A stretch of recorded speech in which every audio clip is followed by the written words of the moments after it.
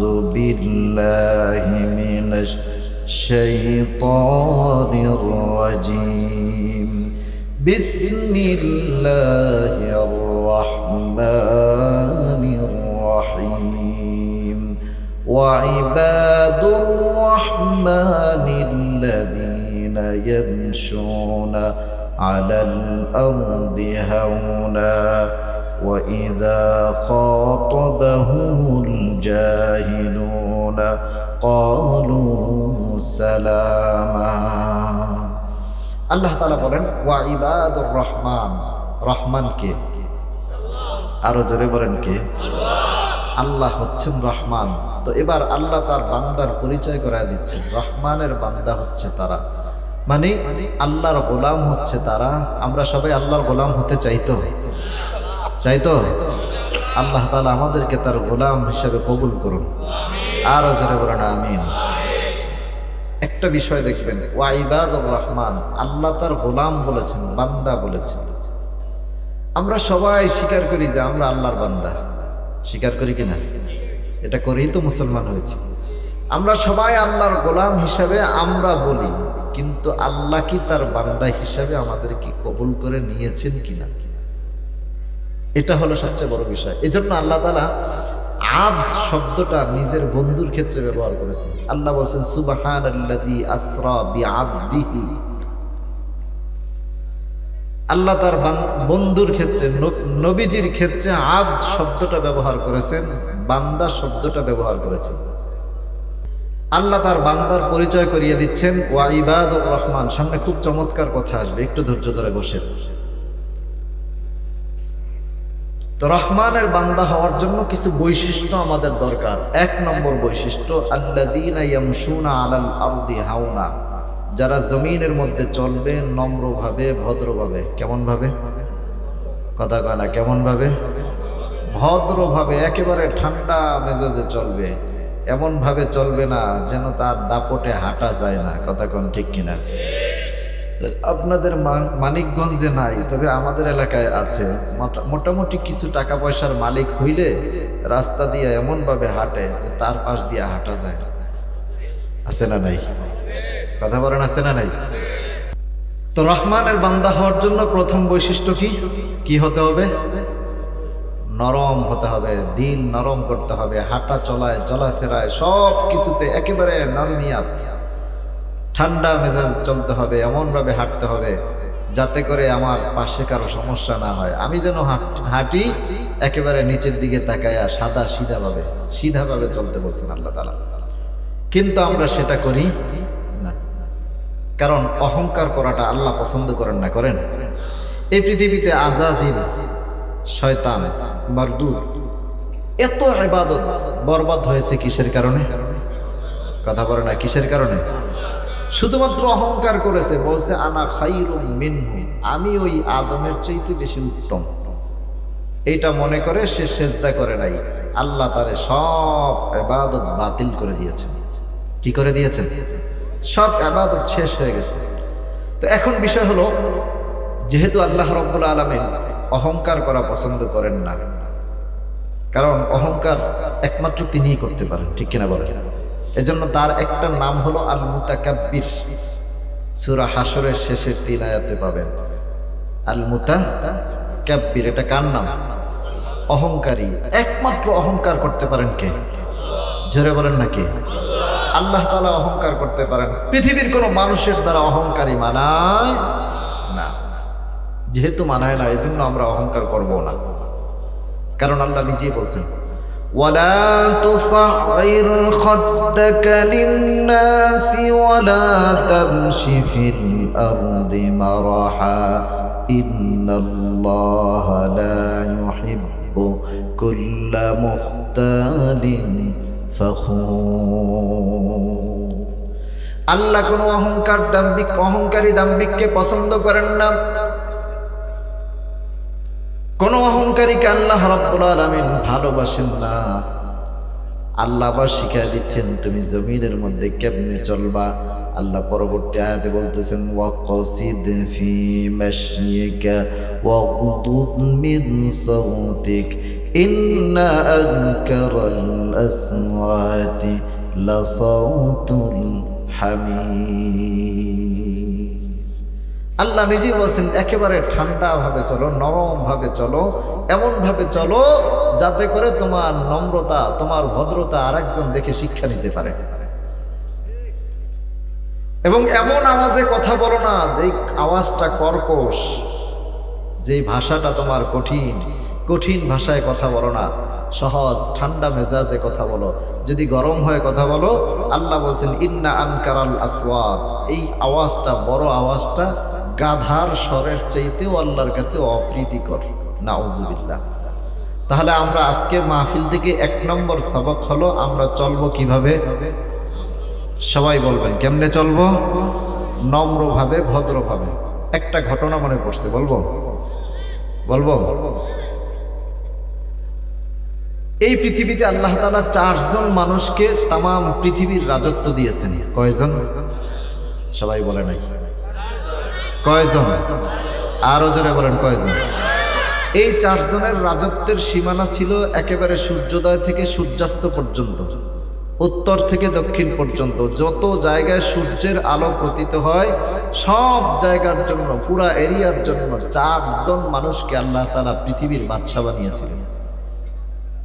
অন্যান্য বাচ্চাদেরকে আল্লাহ তাআলা সীমানা দিয়ে দিয়েছেন, যেমন কাউকে দিয়েছেন জাজিরাতুল আরবের দায়িত্ব, কেউ কেউ শুধু মিশরের বাদশা হয়েছে, কেউ হিন্দুস্তানের বাদশা, কিন্তু গোটা বিশ্বের বাদশা একসাথে হয়েছে কয়জন? 4 জন। এর ভিতরে 2 জন হলো মুসলমান আর 2 জন হলো কাফের। কাফের 2 জনের মধ্যে একজনের নাম হলো বখতেনসর, আর একজনের নাম হলো নমরুদ। নমরুদের নাম আপনারা সবাই শুনছেন, শুনেন নাই? মুসলমান 2 জনের মধ্যে একজনের নাম হলো বাদশাহ জুলকারনাইন। তার নাম কি? বাদশাহ জুলকারনাইন। জুলকারনাইনকে কোরআনের ভাষায় বলা হয় জুলকারনাইন, আরবিতে তার নাম হলো ইস্কান্দার, বাংলায় তাকে বলি বাদশাহ সেকান্দার, ইংরেজিতে তাকে বলা হয় আলেকজান্ডার। কি বলা হয়? আলেকজান্ডার। বাদশাহ জুলকারনাইনকে আল্লাহ তামাম পৃথিবীর রাজত্ব দিয়েছিলেন, তিনি ছিলেন মুসলমান। তো তিনি পৃথিবীর রাজত্ব পালন করছেন মোট 1200 বছর। কত বছর? পুরা পৃথিবীর বাদশা ছিলেন কত বছর? 1200 বছর। তার মোট হায়াত পেয়েছিলেন 1600 বছর। সুবহানাল্লাহ, একটু আস্তে হয়ে গেল না? আপনার আমার বাপ দাদার 14 গোষ্ঠীর হায়াত যদি এক জায়গায় করি 1600 বছর হবে। তো বাদশাহ জুলকারনাইনকে আল্লাহ তাআলা 1600 বছর হায়াত দিয়েছেন, 1200 বছর রাজত্ব করেছেন, তামাম পৃথিবীর বাদশা ছিলেন। এই বাদশাহ জুলকারনাইনকে আল্লাহ রাব্বুল আলামিন তামাম পৃথিবী পরিচালনার জন্য মুজিজা স্বরূপ একটা ঘোড়া দান করেছিলেন। বাদশাহ জুলকারনাইনকে যে ঘোড়াটা আল্লাহ দান করেছেন, তিনি যখন ওই ঘোড়ার পিঠে সওয়ার হয়ে চাবুক মারতেন সামনের দিকে বাড়াবার জন্যে, বাদশাহ জুলকারনাইনের ঘোড়াটা 1 কদম সামনের দিকে বাড়াইলে আল্লাহর কুদরতে 12,000 মাইল সামনে চলে যেত। বাদশাহ জুলকারনাইনকে আল্লাহ তামাম পৃথিবীর রাজত্ব দিয়েছিলেন। আর একজন মুসলমানকে তামাম পৃথিবীর রাজত্ব দিয়েছেন, তার নাম হলো হযরত সুলাইমান আলাইহিস সালাম। তাকেও আল্লাহ তামাম পৃথিবীর রাজত্ব দিয়েছেন। তো তিনি যখন পুরা পৃথিবীর বাদশাহী পেলেন, তার বাবার থেকে প্রথমে বাদশাহী পেলেন। তার বাবা ছিলেন হযরত দাউদ আলাইহিস সালাম। দাউদ আলাইহিস সালামের থেকে তিনি যখন বাদশাহী পেলেন, এক এক করে পুরা দেশ জয় করতে করতে পুরা পৃথিবীর রাজত্ব তার হাতে চলে আসলো। তো তাকে আল্লাহ তাআলা রাজত্ব পরিচালনার জন্য মুজিজা স্বরূপ একটা আংটি দান করেছেন। কি দান করেছেন? আমি খুব সংক্ষেপ করে মূল কথাগুলো বলবো, নতুবা সময় কুলাতে পারবো না। কি দান করেছেন? আংটি দান করেছেন। এই আংটিটা ব্যবহার করলে তিনি সব কিছু বুঝতে পারতেন, পাখির ভাষা বুঝতে পারতেন। তাকে আল্লাহ কোরআনে এসেছে অল্লিমনা মানতিকাত তাইর, তাকে পাখির ভাষা শিখিয়েছেন। এজন্য তার একজন মন্ত্রী ছিল, খনিজ মন্ত্রী, তার নাম হলো হুদহুদ। কি নাম? জোরে কর না, কি নাম? হুদহুদ পাখিকে আল্লাহ তাআলা তার মন্ত্রী বানায় দিয়েছেন রাজত্ব পরিচালনার জন্য। এই হুদহুদ পাখির কাজ ছিল সে আকাশে উড়ার পরে উঠতে উঠতে সে নিচের দিকে তাকাইলে কোন মাটির কতটুকু নিচে পানি আছে সে উপর থেকে তাকায় দেখতে পারত। আর আস্তে কর না সুবহানাল্লাহ। আর আমরা এই পর্দার ওই পারে কি আছে না গেলে দেখতে পারবো না, পারবো? আর হুদহুদ মাটির যদি 100 ফিট নিচেও যদি থাকে, 100 হাত মাটির নিচেও কোথায় পানি আছে আকাশ থেকে তাকায় আসে দেখতে পারত। কি পরিমাণ পাওয়ার আল্লাহ তার চোখে দিয়েছেন, সুবহানাল্লাহ পড়েন। ওইদিকেও আমি যাব না। হুদহুদের কথাও তিনি বুঝতে পারতেন, পিঁপড়ার ভাষা তিনি বুঝতে পারতেন, সুবহানাল্লাহ পড়েন। কোরআনে আল্লাহ রাব্বুল আলামিন বলেন, পিঁপড়ার নামে একটা সূরা আল্লাহ নাজিল করেছেন, সূরাতুন নামল। নাম কি? সূরাতুন নাম, বাংলায় আমরা বলি নামল, মানে নামলাতুন মানে পিঁপড়িকা। ওই পিঁপড়ার দল এক সময় হাঁটতে হাঁটতে খাবার অন্বেষণের জন্য বের হলো। হঠাৎ করে একটা পিঁপড়া আওয়াজ পেল। পিঁপড়ার ভিতরে দেখবেন একটা ইউনিটি আছে, সামনের দিকে যেটা যায় পিছনের সবগুলো তার পিছনে পিছনে আসে। কথা কোন ঠিক কিনা? একটা সুন্দর ধারাবাহিকতা আছে। সামনের পিঁপড়াটা দাঁড়ায় গেলে পিছনের সবগুলো একসাথে দাঁড়ায় যায়। দেখছেন না আপনারা? তো সামনের পিঁপড়াটা এটা হলো দলনেতা। দলনেতা পিঁপড়া, সামনে যে আছে নেতা পিঁপড়াটা দাঁড়ায় গেছে। তার কাছে একটা আওয়াজ আসতেছে, সে তাকায় দেখতেছে সুলাইমান তার দল নিয়ে এই রাস্তা দিয়ে যাচ্ছে। বুঝতে পারলো সুলাইমানের দল যদি এখান দিয়ে যায় আমার শেষ অবস্থা 12টা। সঙ্গে সঙ্গে পিঁপড়াটা দাঁড়ায় গেল, অন্যান্য পিঁপড়াদের সামনে একটা ভাষণ দিল। ভাষণটা আল্লাহর কাছে পছন্দ হলো। কোরআনের মতো কিতাবে আল্লাহ সেটা ঘটনাটা উল্লেখ করে দিলেন। কি ভাষণ দিল? আল্লাহ বলতেছেন, ক্বালাত নামলাতুন ইয়া আইয়ুহান নামলু দুখুলু মাসাকিনাকুম লা ইয়াহতিমান্নাকুম সুলাইমান ওয়া জুনুদু ওয়া হুম লা ইয়াশউরুন।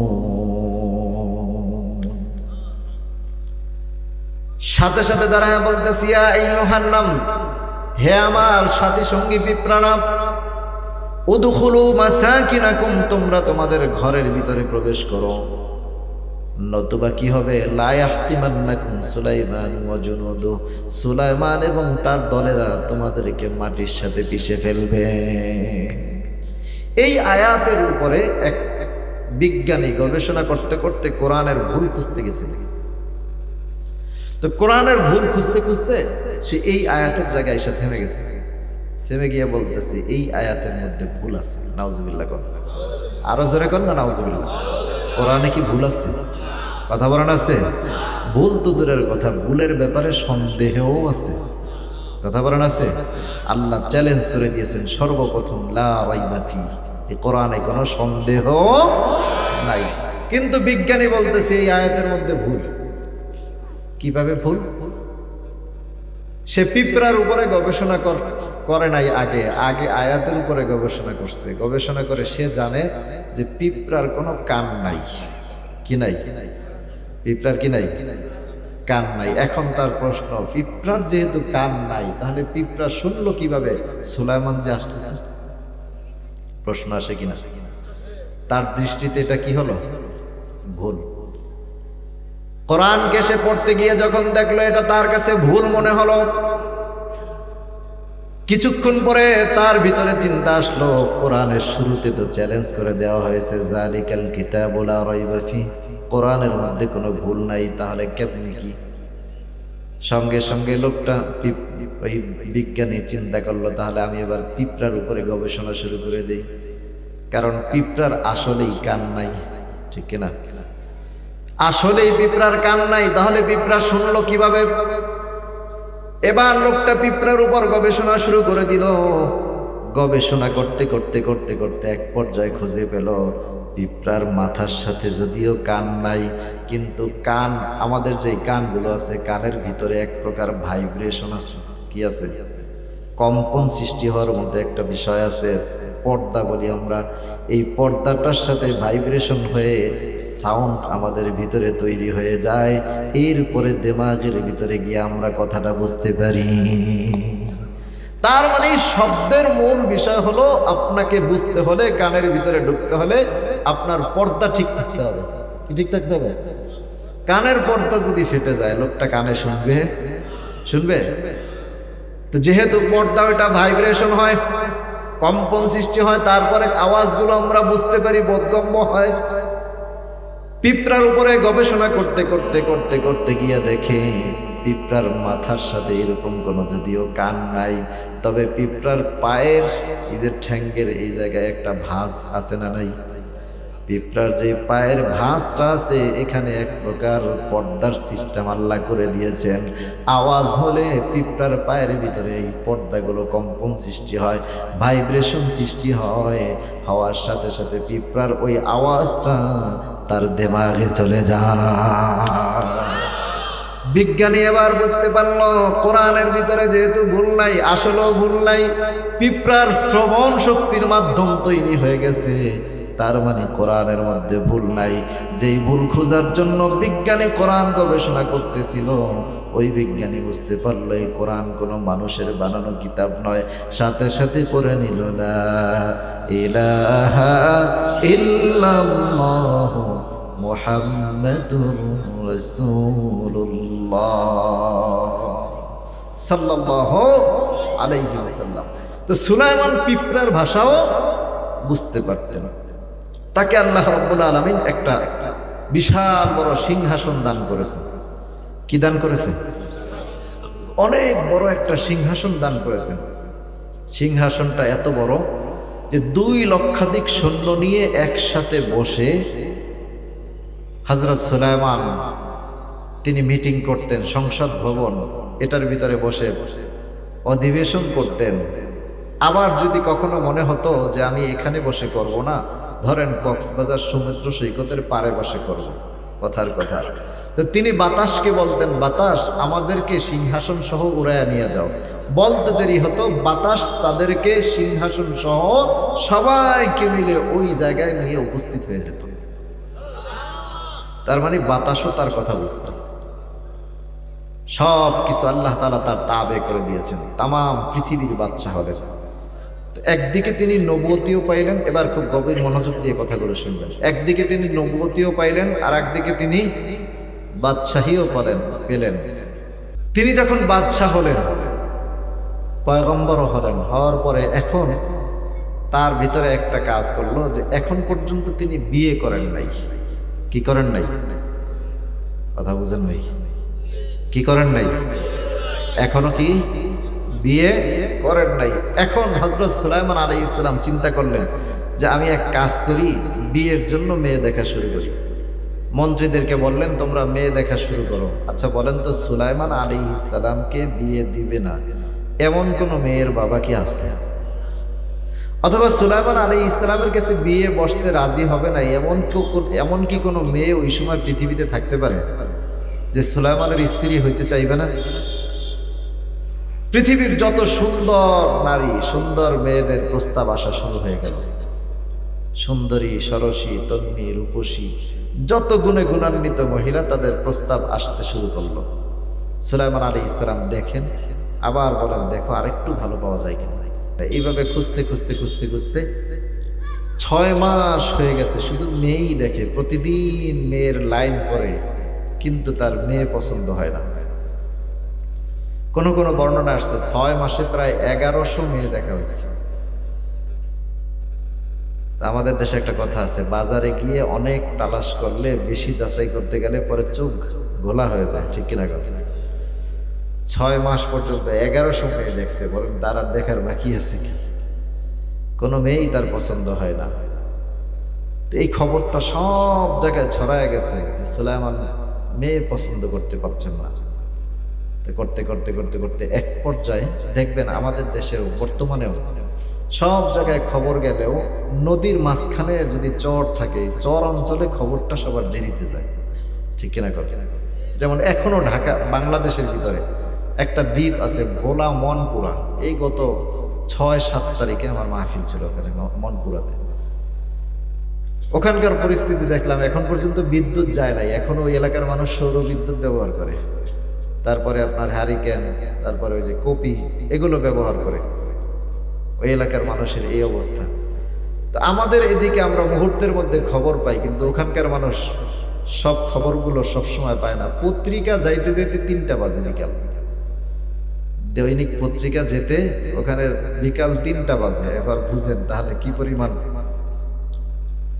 তো এই চরাঞ্চল, এই এলাকাটা দেখবেন সবার পরে খবর যায়, অথচ আমাদের এখানকার খবর কিন্তু আমেরিকাও এত দেরিতে যায় না, যায় তারও আগে চলে যায়।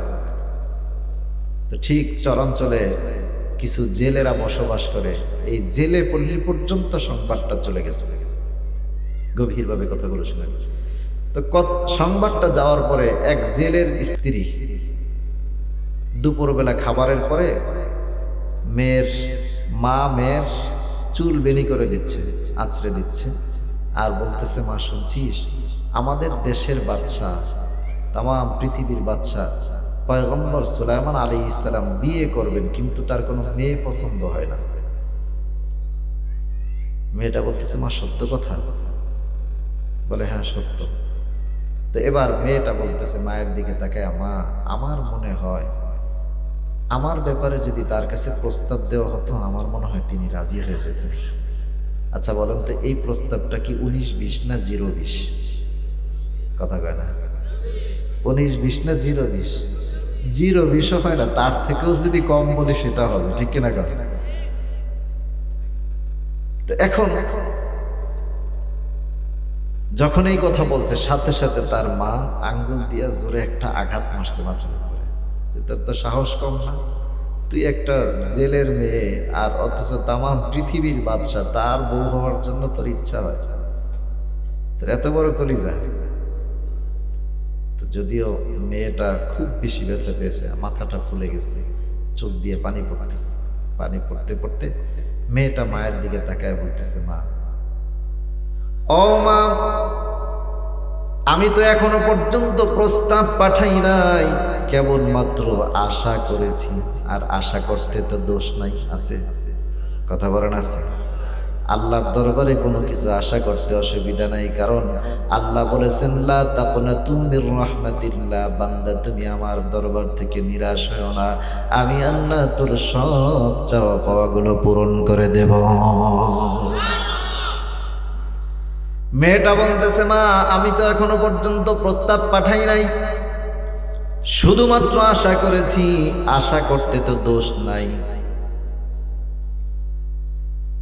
তো মা মেয়ে দুইজনের ভিতরে ঝগড়া চলতেছে। ঝগড়াটা আওয়াজটা বাড়তে বাড়তে পাশের ঘরের আর একজন মহিলা শুনে ফেলছে। গ্রামে দেখবেন, আপনাদের মানিকগঞ্জের মহিলারা ভালো, দেখবেন এরকম আছে যে এক ঘরের একটা গোপন কথা বা ঝগড়ার কথা পাশের ঘরের একটা মহিলা যদি শুনে ফেলে, ওইটা ছড়ানোর জন্য ফেসবুক লাগে না? লাগে? কথাক্ষণ লাগে? ইউটিউবে আপলোড করা লাগে, মুহূর্তের মধ্যে পুরো এলাকা ছড়ায় যায়। কথাক্ষণ ঠিক কিনা? মহিলারা কবে এটা কোন হুজুর আছে আমার বিরুদ্ধে কথা কয়। যাই হোক, দেখবেন ছড়ানোর জন্য আর ফেসবুকে আপলোড করা লাগে না, মুহূর্তের মধ্যে পুরো এলাকায় ওই ঘর থেকে ওই ঘর, এই ঘর থেকে এই ঘর, এইভাবে করতে করতে পুরো এলাকা ছড়ায় যায়। তো মা মেয়ের দুইজনের ঝগড়া যখন পাশের ঘরের মহিলা শুনছে, শুনে সাথে সাথে পুরা এলাকা মুহূর্তের মধ্যে গরম বানায় ফেলছে। তো এক পর্যায়ে প্রস্তাব আর পাঠানো লাগে নাই, না পাঠানোতেই প্রস্তাবটা অটোমেটিকলি এই নদী পার হয়ে ওপার থেকে ছড়াইতে ছড়াইতে একেবারে সিংহাসন পর্যন্ত চলে গেছে।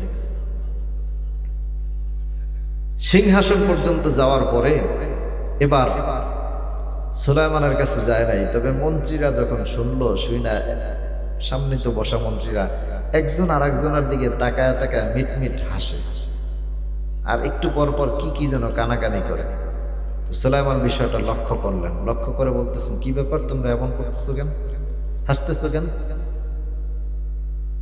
তো এরা ভয়ে কথা বলে না, তাম পৃথিবীর বাদশা, তার সামনে কথা বলতেও তো একটু সাহস লাগে, কথা বলে না। এক পর্যায়ে সুলাইমান আলাইহিস সালাম রাগ হয়ে গেলেন, বলো তাড়াতাড়ি কি করছো, কেন তোমরা হাসতেছো? তো একজন সাহসী দাঁড়ায় বলতেছে, বাদশা আপনি কি বিয়ে করতে চান? যদি বিয়ে করার ইচ্ছা থাকে তো করে ফেলেন, আর মেয়ে দেখাটাও বন্ধ করেন। যদি আপনার বিয়ে করতে ইচ্ছা করে ফেলেন, আর মেয়ে দেখাটাও বন্ধ করেন। যদি তাও না করেন, প্রয়োজনে আমাদেরকে আরো একটা করে করায় দেন, তারপরও আপনার মেয়ে দেখা বন্ধ করেন। বলে কেন, কি হয়েছে বিষয়টা? তো একজন বলতেছে, বাদশা শেষ পর্যন্ত একজন জেলের মেয়ে আপনার জন্য প্রস্তাব পাঠাইতে সাহস পেয়ে গেছে। فإن تولوا فقل حسبي الله لا إله إلا هو عليه توكلت وهو رب العرش العظيم। এক নম্বরে আল্লাহ বড়, দ্বিতীয় নম্বরে আল্লাহ রাব্বুল আলামিন যে আরশ আজিমের মধ্যে সমাসীন হয়ে আছেন, ওই আরশটাকে আল্লাহ বলেছেন বড়।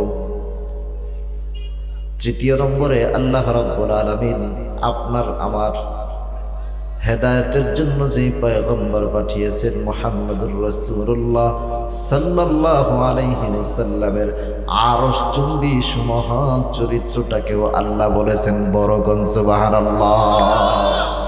আল্লাহ তাআলা বলেন, নুন ওয়াল কলামি ওয়া মা ইয়াসতুরুন মা আনতা বিনি'মাতি রাব্বিকা বিমাজনুন ওয়া ইন্না লাকা লাআজরান গায়রা মামনুন ওয়া ইন্নাকা লাআলা খুলুকিন আযীম। আল্লাহ তাআলা নবীর চরিত্রকে বলেছেন বড়, এত বড় যেই বড়ত্বের কোনো সীমানা নাই। আচ্ছা বলেন, আল্লাহর বড় বলা আর আমাদের বড় ভাবা এক? কথা বলেন এক? কেমন বড়? যেমন আপনাদেরকে একটু উদাহরণ দিই, তাহলে বুঝবেন। আমাদের এই পৃথিবীটা 51 কোটি বর্গ মাইল। কত মাইল? যে পৃথিবীতে আমরা বসবাস করতেছি, এই পৃথিবীটা কত বড়? 51 কোটি বর্গ মাইল। এত বড়, কিন্তু আল্লাহ এত বড় পৃথিবীটাকেও বড় বলেন নাই, বলছেন। কথা বলেন, বলছেন। এর চেয়েও যদি বড় হিসাব করি, আজকে মনে হয় পূর্ণিমা চাঁদ উঠছে নাকি, চারটা বড় দেখলাম। রাতের বেলা যে চারটা দেখতে পাচ্ছি, এই চারটা আমাদের এই 51 কোটি বর্গ মাইলের পৃথিবীর মতো 9 লক্ষ পৃথিবীর সমান। তাহলে 9 লক্ষ পৃথিবী আমাদের এই দুনিয়া এক জায়গায় করলে রাতের চাঁদের সমান হবে। সুবহানাল্লাহ। এটাকে জায়গায় রেখেছেন কে? আরো আস্তে করকে আল্লাহ রাব্বুল আলামিন এটার জায়গায় স্থাপন করে দিয়েছেন। মহাকাশ গবেষকরা গবেষণা করে দেখেছেন, বিজ্ঞানীরা গবেষণা করে বলতেছেন যে চাঁদটাকে আল্লাহ তাআলা যেখানে স্থাপন করেছেন, ওই জায়গা থেকে স্থাপন করার পর থেকে তিল পরিমাণ নিচের দিকেও আসে নাই, আবার কোনোদিন উপরের দিকেও যায় নাই। কেমন নিখুঁত করে আল্লাহ সৃষ্টি করেছেন। ওরা গবেষণা করে দেখেছে, আল্লাহ বলেন, কুল্লুন ফি ফালাকি ইয়াসবাহুন। সূরা ইয়াসিনের মধ্যে আল্লাহ রাব্বুল আলামিন বলেন, প্রত্যেকটাকে আল্লাহ তার নিজ কক্ষপথে রেখেছেন, যার যার জায়গায় সে পরিভ্রমণ করে। চাঁদকে আল্লাহ রাব্বুল আলামিন যেখানে স্থাপন করে দিয়েছেন,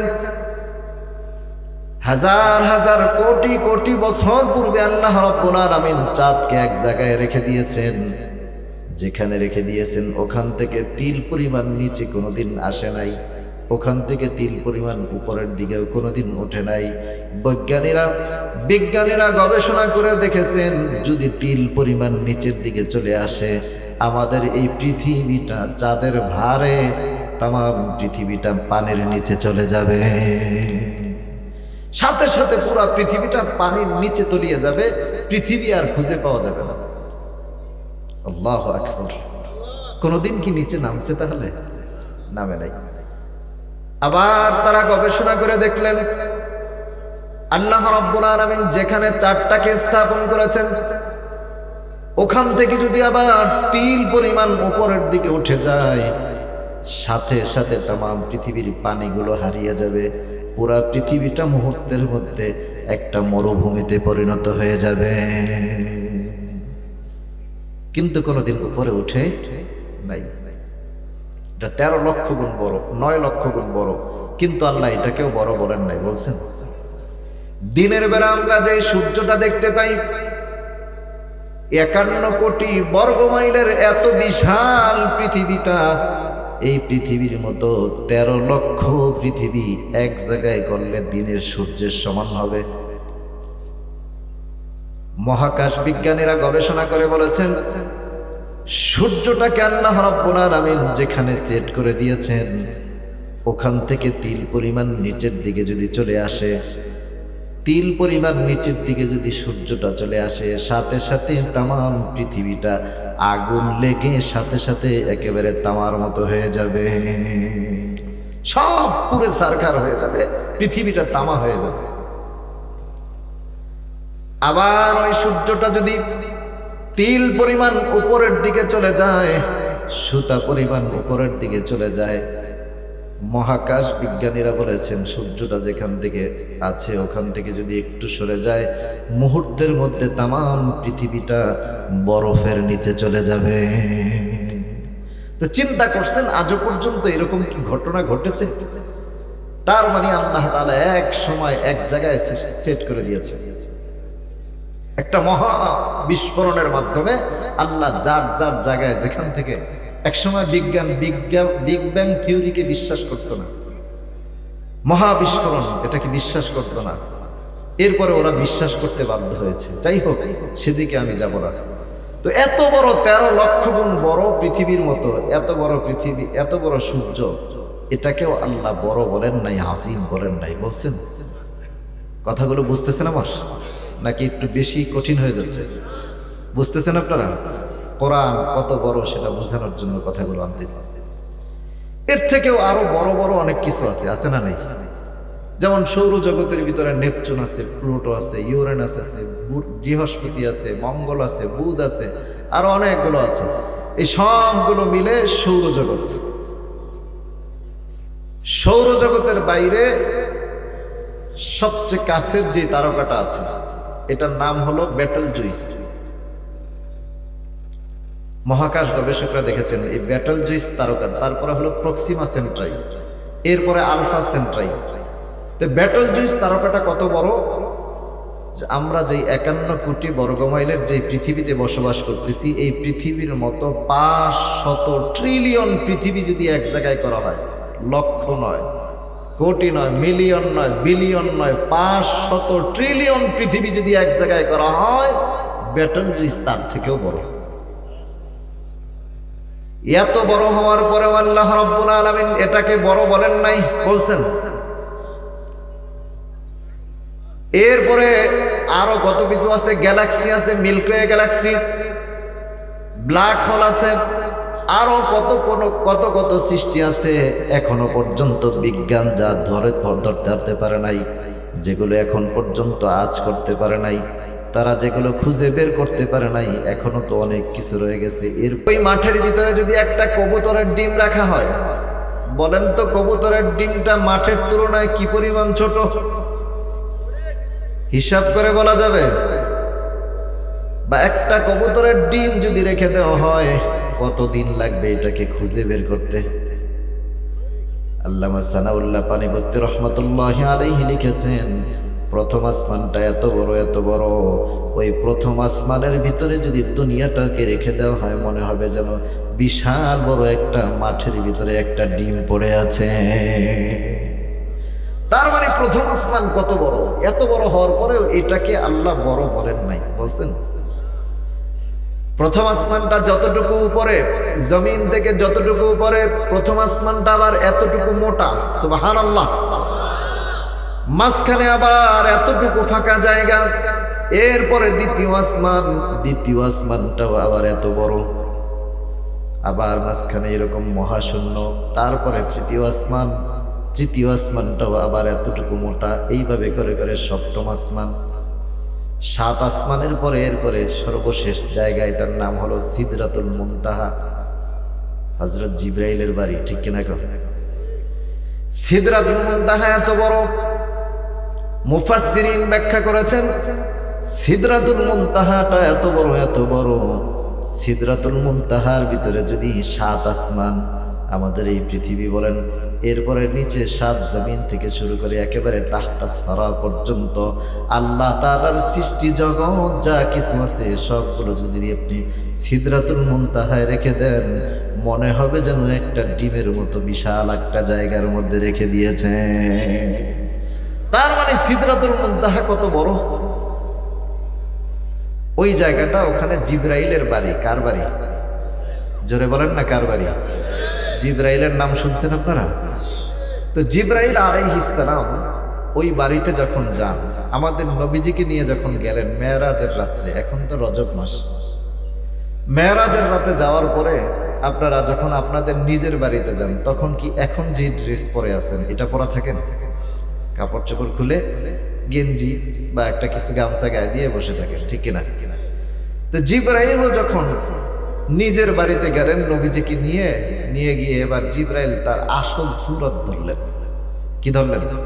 আমার বানানো কথা না, কোরআনে আছে। তো যখন আসল সূরত ধরলেন, নবীজি জিবরাইলকে ওই সময় দ্বিতীয়বারের মতো জিবরাইলকে তার আসল সূরতে দেখলেন।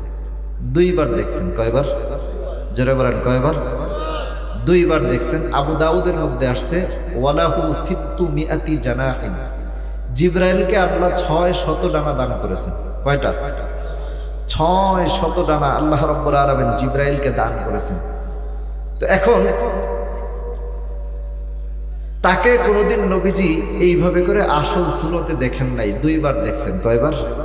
একবার যখন এই কোরআন নিয়ে হেরা গুহায় নবীজির কাছে গিয়েছিল জিবরাইল, সর্বপ্রথম যখন গেল, যা বলতেছে ইকরা, আপনি পড়ুন। নবীজি পড়তে বললেন মা আনা বিকারিন। তো এইভাবে বলতে বলতে কথোপকথন এক পর্যায়ে আমার নবী জিজ্ঞাসা করলেন, ভাই জিবরাইল, তুমি যে জিবরাইল, আসল জিবরাইল, সেটার প্রমাণ কি? আমাকে একটা প্রমাণ দাও। হযরত জিবরাইল আলাইহিস সালাম বললেন, কি প্রমাণ চান? নবীজি বললেন, তোমাকে তোমার আসল সূরতটা আমাকে দেখাও। সঙ্গে সঙ্গে জিবরাইল হেরা গুহা থেকে বের হয়ে গেলেন। বের হওয়ার সঙ্গে সঙ্গে জিবরাইল যখন আসল সূরত ধরলেন, নবীজি বললেন, আমি বাইরে তাকায় দেখলাম জিবরাইল এত বড়, এত বড়, গোটা দুনিয়াটা জিবরাইলের ডানার নিচে পড়ে আছে। ওই জিবরাইল সিদরাতুল মুনতাহায় মেরাজের রাতে যখন গেলেন, আসল সূরতে চলে আসলেন। কোরআনে আল্লাহ রাব্বুল আলামিন বলেন, ওয়ালাকাদ রাআহু নাজলাতান উখরা ইনদা সিদরাতিল মুনতাহা। জিবরাইল, আল্লাহ বলেন, ওয়ালাকাদ রাআহু নাজলাতান উখরা, তারে দ্বিতীয়বারের মতো দেখল, দ্বিতীয়বারের মতো তাকে দেখা হলো। যখন নবীজি জিবরাইলকে দ্বিতীয়বারের মতো দেখলেন আসল সূরতে, দেখার পর এবার নবীজি বললেন, আমি তাকায় দেখলাম ওয়ালাহু সিত্তু মিআতি জানাহিন, আমি দেখলাম তার গায়ে 600 নূরের ডানা। সুবহানাল্লাহ বলবেন না? এই 600 নূরের ডানার মধ্যে নবীজি বললেন, আমি যখন জিবরাইলকে দেখলাম আসল সূরতে দেখার সঙ্গে সঙ্গে আমি তাকায় দেখলাম জিবরাইল এত বড়, এত বড়, সিদরাতুল মুনতাহা থেকে শুরু করে একেবারে তামাম পৃথিবীটা, আল্লাহ তাআলার সৃষ্টি জগৎ যা কিছু আছে সব কিছু মনে হয় জিবরাইলের ডানার নিচে পড়ে আছে। তো ওই জিবরাইলকে একদিন নবীজি জিজ্ঞাসা করলেন, ভাই জিবরাইল, তুমি যে তোমার 600 ডানা, এই ডানা ব্যবহার করে এত দূরের পথ, কোথায় দুনিয়া, এর মাঝখানে কত কিছু, এই সব কিছু ভেদ করে তোমার যাইতে কত বছর লাগে? জিবরাইল বললেন, ইয়া রাসূলুল্লাহ, আমার এখান থেকে যাইতে সময় লাগে আইয়ারতাদ্দা ইলাইকা তারফুক, আপনার চোখটা যদি উপরে খোলা থাকে, চোখের পাতাটা নিচে মিলতে যতক্ষণ লাগে, তার আগে আমি জিবরাইল মাত্র 2টা ডানা ব্যবহার করে চলে যাই। 2টা ডানা শুধু একবার নাড়া দিলেই আমি এই সিদরাতুল মুনতাহা থেকে জমিন পর্যন্ত চলে আসি। আচ্ছা বলেন তো, যদি 600 ডানার 2 ডানা ব্যবহার করলেই এত তাড়াতাড়ি জমিনে আসতে পারে, তার 600 ডানা ব্যবহার করার জায়গা আছে?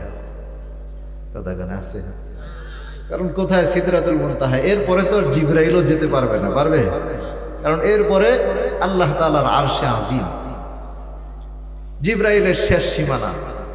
আবার নিচ যদি এত তাড়াতাড়ি যেতে পারে জমিন পর্যন্ত, তাহলে তার 600 ডানা ব্যবহারের জায়গা কি? নবীজি বললেন, ভাই জিবরাইল, তুমি কি তোমার 600 ডানা কোনোদিন একসাথে ব্যবহার করেছো? জিবরাইল বলেন, ইয়া রাসূলুল্লাহ, আমি আমার জীবনে 4 বার আমার 600 ডানা ব্যবহার করেছি। আরো আস্তে কোন সুবহানাল্লাহ, আরো আস্তে কোন সুবহানাল্লাহ। কয়বার বলবো? হ্যাঁ বলবো 4 বার। আচ্ছা, আমরা আগে মূল আলোচনায় যাই, তারপরে এটা আমার বলার উদ্দেশ্য না, যদি সময় থাকে মনে করবেন পরে। তো এই জিবরাইল এত বড়, আল্লাহ কিন্তু জিবরাইলরেও বড় বলেন নাই, বলছেন। কথা কেন বলছেন? যার ডানার নিচে কুল কায়নাত ছোট হয়ে পড়ে থাকে, ওই জিবরাইলকেও আল্লাহ রাব্বুল আলামিন বড় বলেন নাই। জিবরাইলকেও আল্লাহ তাআলা আজিম বলেন নাই। আজিম বলছেন কয়টা জিনিসকে? আরো জোরে বলেন, কয়টা? 4টা জিনিসকে আল্লাহ রাব্বুল আলামিন বড় বলেছেন। তার আরো একটু বুঝাই, তাহলে বুঝবেন। কোরআনে সূরা ইয়াসিনের 53 নম্বর আয়াতে কারিমার মধ্যে আল্লাহ রাব্বুল আলামিন বলেন, ওয়ানুফিখা ফিস-সূরি ফাইযা হুম মিনাল আজদাসি ইলা রাব্বিহিম ইয়ানসিলুন। এই আয়াতের তাফসীরের মধ্যে এসেছে, আল্লাহ রাব্বুল আলামিন একজন ফেরেশতারে একটা দায়িত্ব দিয়েছেন, তিনি সিংহা মুখে নিয়ে দাঁড়ায় আছেন। তার নাম কি? মাশাআল্লাহ, অনেকেই পারেন। তার নাম কি? হযরতে ইসরাফিল আলাইহিস সালাম। ওই আয়াতের তাফসীরের মধ্যে এসেছে, ইসরাফিল আলাইহিস সালাম যেই সিংহাটা মুখে নিয়ে দাঁড়িয়ে আছেন, ওই সিংহার ভিতরে বড় বড় ছিদ্র হলো 6টা। কয়টা? আরো জোরে, আরো জোরে, কয়টা? 6টা বড় বড় ছিদ্র রয়েছে। ছোট ছোট ছিদ্র কয়টা আছে কোনো হিসাব নাই। এই বড় বড় 6টা ছিদ্রের তাফসীরের মধ্যে এসেছে, যখন কিয়ামতের সময় চলে আসবে, কিয়ামতের আগ মুহূর্তে আল্লাহ জমিনের দিকে তাকায় দেখবেন, আল্লাহকে আল্লাহ বলে ডাক দেওয়ার মতো কেউ নাই। হাদিসের মধ্যে এসেছে, লা তাকুমুস সাআতু হাত্তা ইউকালা ফিল আরদি আল্লাহ আল্লাহ। জমিনের মধ্যে যতক্ষণ পর্যন্ত একটা লোক আল্লাহকে আল্লাহ বলে ডাক দেওয়ার মতো থাকবে, ততক্ষণ পর্যন্ত আল্লাহ রাব্বুল আলামিন এই জমিন ধ্বংস করবেন না। কিন্তু যখন আল্লাহ তাআলা তাকায় দেখবেন একজনও নাই যে কিনা আল্লাহকে আল্লাহ বলে ডাক দিচ্ছে, ওই সময় আল্লাহ ইসরাফিলকে বলবেন, ইসরাফিল দাও, তুমি তোমার সিংহায় ফু দিয়ে দাও, আমি আর এই জমিন রাখতে চাই না। তাফসীরের মধ্যে এসেছে, হযরত ইসরাফিল আলাইহিস সালাম যখন আল্লাহ রাব্বুল আলামিনের অর্ডার পাবেন, সঙ্গে সঙ্গে ছিদ্রের মধ্যে, সিংহার মধ্যে ফু দিবেন। বড় বড় ছিদ্র কয়টা? 6টা বড় বড় ছিদ্র। গভীরভাবে খেয়াল করুন, যখন তিনি ফু দিবেন, ফু দেওয়ার সঙ্গে সঙ্গে তার একটা ছিদ্রের ভিতরে আমাদের এই সব জগৎ রয়েছে। আসমান জমিন যা কিছু আছে সব কিছু তার একটা ছিদ্রের মধ্যে আছে। তিনি যখন ফু দিবেন, সঙ্গে সঙ্গে তামাম পৃথিবীটা, আসমান জমিন যা কিছু আছে, এই মহাবিশ্বে যা কিছু আছে, সব কিছু তছনছ হয়ে বালুর মতো, তুলার মতো উঠতে থাকবে।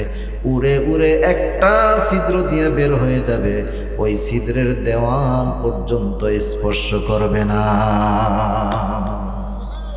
তাহলে এবার চিন্তা করেন, এটা কত বড়, বিশাল বড় ছিদ্র। আচ্ছা, এত বড় ছিদ্র, এটাতে ফু যদি জোরে দিতে হয় তাহলে তার শক্তিটা কেমন লাগবে? মুখটা কি বড় হতে হবে না ছোট হতে হবে? মুখ বড় না হয়ে যদি ছিদ্র বড় হয় ফু যাবে? কথা বলেন, ফুয়ে কাজ হবে? যেহেতু মুখ বড় না হলে ছিদ্রে ফু যাবে না, তার মানে বোঝা গেল মুখের থেকে ছিদ্রটা ছোট। তো এইরকম বড় বড় ছিদ্র কয়টা? 6টা বড় বড় ছিদ্র মুখে নিয়ে দাঁড়ায় আছেন। এবার কল্পনা করেন তো তার মুখটা কত বড়। যার মুখটা এত বড় তার চেহারাটা কত বড়। যার চেহারাটা এত বড় তার পুরা দেহটা কত বড়। যার দেহটা এত বড়, এইরকম অসংখ্য অগণিত ফেরেশতা যে আল্লাহ রাব্বুল আলামিন বানিয়েছেন, আমার ওই আল্লাহ রাব্বুল আলামিন কত বড়। চিল্লায় এখন আল্লাহু আকবার, আরো জোরে আল্লাহু আকবার। এজন্য আমার আল্লাহ হচ্ছেন সবচেয়ে বড়, আজিজ, যেই বড়ত্বের কোনো সীমানা। এবার বুঝছেন আল্লাহর বড় বলাটা কেমন বড়। এইরকম বড় বলছেন কয়টা জিনিসকে? আরো জোরে বলেন কয়টা? প্রথমত বড় কে? আওয়াজ দিয়ে বলতে হবে কে? শাহাদাত আঙ্গুলটা আসমানের দিকে উঠায় বলেন কে? আমার আল্লাহ রাব্বুল আলামিন সর্বপ্রথম সবচেয়ে বড়, এরপরে আল্লাহ তাআলার আরশে আজিম বড়, তৃতীয় নম্বরে আল্লাহ তাআলার নবীর চরিত্র বড়, চতুর্থ নম্বরে সূরাতুল হিজরাত 87 নম্বর আয়াতে কারিমার মধ্যে আল্লাহ রাব্বুল আলামিন বলেন, ওয়ালাকাদ আতাইনাকা সাবআম মিনাল মাসানি ওয়াল কুরআনাল আযীম। আল্লাহ চতুর্থ নম্বরে বললেন এই কোরআনটা বড়। চিল্লায় এখন সুবহানাল্লাহ। এই কোরআন এত বড়, কিন্তু এই কোরআনের বিরুদ্ধেও মানুষ কথা বলে, ঠিক কিনা? করে নাস্তিক ছাড়া আর কিছু হতে পারে? আমরা দেখেছি বিগত সময়ে অনেকেই কোরআনের বিরুদ্ধে কথা বলেছে, ঠিক কিনা বলেন? আবার কোরআনের হক কথাগুলো বলতে গিয়ে অনেক ওলামায়ে কেরামদেরকে স্টেজের ভিতরে বাধা দেওয়া হয়েছে, ঠিক কিনা বলেন? কথা বলেন ঠিক কিনা? জনগণ আবার ওদেরকে ছাড়ে নাই, কাউকে কাউকে জুতা দিয়ে স্যান্ডেলাইজ করে এদেরকে স্টেজ থেকে বিতাড়িত করছে, ঠিক কিনা? আপনারা দেখেন নাই? এগুলো নমরুদের খালাতো ভাই, ঠিক কিনা? কারণ নমরুদ মরছে কিসের বাড়ি খেয়া? কথা কয় না? কিসের বাড়ি খেয়া আর কিসের কামড় খায়া? মশার কামড় খেয়ে মরছে আর জুতার বাড়ি খায়া মরছে। তো যে জুতার বাড়ি যার উপরে পড়বেন বুঝবেন এর সাথে নমরুদের রক্তের কোনো একটা কানেকশন আছে। কথা কোন ঠিক কিনা? কথা বলেন ঠিক কিনা? ওরা চেয়েছিল কোরআনের আওয়াজকে বন্ধ করে দিতে, কিন্তু আল্লাহ বললেন, ওয়াল্লাহু মুতিম্মু নূরি, আমি আল্লাহ কোরআনকে সমুন্নত করব, বাড়িয়ে দেব, তোরা পারলে ঠেকা। এজন্য আপনাদের এলাকার তো বুখারী মুসলিমের হাফেজও আছিল, আছে না? এখন তো মনে হয় দেশেও নাই, নাকি? সিয়াসত্তর সব কিতাব মুখস্থ করে ফেলছে পড়তে পড়তে, এখন আর দেশেও নাই। আল্লাহ এই জাতি থেকে আমাদেরকে হেফাজত করুক। একটু জোরে বলেন না আমিনও বলেন না, দরদ লাগে নাকি আপনাদের? এরা কোরআনের বিরুদ্ধে কথা বলার জন্য সবসময় রেডি থাকতো, কিন্তু আল্লাহ বললেন যে না না না, তোরা কতক্ষণ বিরুদ্ধে বলবি, আমি আল্লাহ তোদের থেকে একটা শব্দ বোমা বের করে দিলাম, রাজাকারের বাচ্চা। এক কথা দিয়া বাংলা থেকে বিতাড়িত করে আল্লাহ তাআলা বাংলার জমিনকে আমাদেরকে একেবারে কলুষ মুক্ত করে দিয়েছেন, ঠিক কিনা বলেন? এখনো মুক্ত হয় নাই আমরা, এখনো কিছু নাস্তিকের বাচ্চা আছে না নাই? কথা বলেন আছে না নাই? আল্লাহ এদের থেকে আমাদের হেফাজত করুন। আরো জোরে বলেন আমিন। আল্লাহ রাব্বুল আলামিন বলেন, ইউরিদুনা লিইউতফিউ নূরাল্লাহি বিআফওয়াহিহিম ওয়াল্লাহু মুতিম্মু নূরিহি ওয়ালাউ কারিহাল কাফিরুন। আল্লাহ বলে দিলেন, ইউরিদুনা লিইউতফিউ নূরাল্লাহ, ওরা আল্লাহর কোরআনকে নিভিয়ে দিতে চায়, আল্লাহর কোরআনের আলোকে নিভিয়ে দিতে চায় ফু দিয়ে। কি দিয়ে? জোরে কোন? কি দিয়ে? ফু দিয়ে নিভিয়ে দিতে চায়। আল্লাহ বললেন, তোরা কোরআনের মাহফিলে বাধা দেওয়া শুরু করছস, আমি আল্লাহ তোদেরকে এমন একটা ছোট্ট থাপ্পড় দিলাম, একটা শব্দ বলাইয়া বাংলার জমিন থেকে মুহূর্তের মধ্যে বিতাড়িত করে দিলাম। মাত্র 5টা মিনিট সময় চেয়েছিল বক্তব্য দেওয়ার জন্য, মনে আছে না? আল্লাহ সেই সুযোগটাও দেন নাই। দুপুরের খাবার রান্না হয়েছিল, খাবার খাওয়ার সুযোগটাও দেন নাই। আল্লাহ বলেন, যা যা, রান্না এখানে হয়েছে কিন্তু এখানে খাইতে পারবি না, যা স্বামীর বাড়িতে যা। ঠিক কিনা কন? আরে ভাই, আমি ভুল বললে আপনারা ধরায় দিয়ে। আচ্ছা বলেন তো, কোন মহিলা এই এতদিন গিয়া কোন বাড়িতে বেড়ায়? কথাখানা বেড়ায়? একমাত্র স্বামীর বাড়িতেই মাসকে মাস থাকতে পারে, কিন্তু বাপের বাড়িতেও বেশি দিন থাকতে পারে না। ঠিক কিনা কন? কথা বলেন ঠিক কিনা? তাহলে অবশ্যই সে স্বামীর বাড়িতে গেছে। আর নতুবা অন্য কেউ, দুনিয়ার অন্য কেউ একজন মহিলার এইভাবে জায়গা দেয় না। ঠিক কিনা কন? কথা বলেন ঠিক কিনা? তো যাই হোক, আমার সেটা বলার উদ্দেশ্য না, আমার বলার উদ্দেশ্য অন্যদিকে। ওরা কোরআনকে বন্ধ করতে চাইলো, আল্লাহ বললেন, না না না, তোরা বন্ধ করতে পারবি না, তোরাই বন্ধ হয়ে গেলি।